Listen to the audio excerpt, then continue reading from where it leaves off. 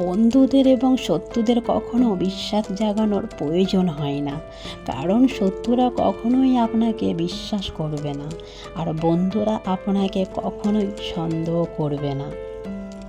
তুমি যদি টাকা ধার করো তবে তুমি ব্যাংকের কাছে দায়বদ্ধ, আর যদি টাকার মালিক হও তাহলে ব্যাংক তোমার কাছে দায়বদ্ধ।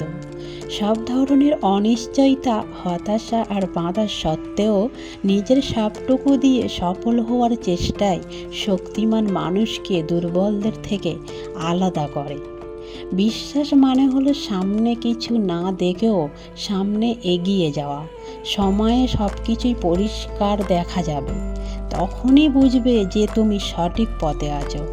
যখন দেখবে পেছন ফিরে না তাকিয়ে তুমি সামনে এগিয়ে চলেছ।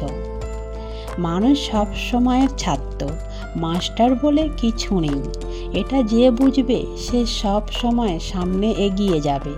সৎ লোক 7 বার বিপদে পড়লে আবার উঠবে, কিন্তু অসৎ লোক বিপদে পড়লে একবারে নিপাত হয়।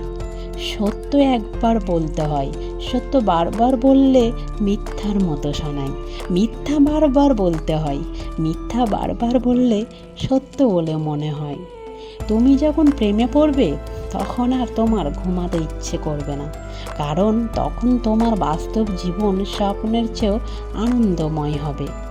যৌবন যার সৎ, সুন্দর ও কর্মময় তার বৃদ্ধ বয়স্ক স্বর্ণযুগ বলা হয়। সব দুঃখের মূল এই দুনিয়ার প্রতি অত্যাধিক আকর্ষণ। প্রেমের আনন্দ থাকে স্বল্পক্ষণ, কিন্তু বেদনা থাকে সারাটি জীবন। সুখী জীবনের জন্য খুব অল্প কিছুর প্রয়োজন, এটা তোমার মধ্যেই আছে, এটা তোমার ভাবনার ধরন। যারা নতুন কিছু খোঁজে না, একদিন তাদেরও কেউ খুঁজবে না।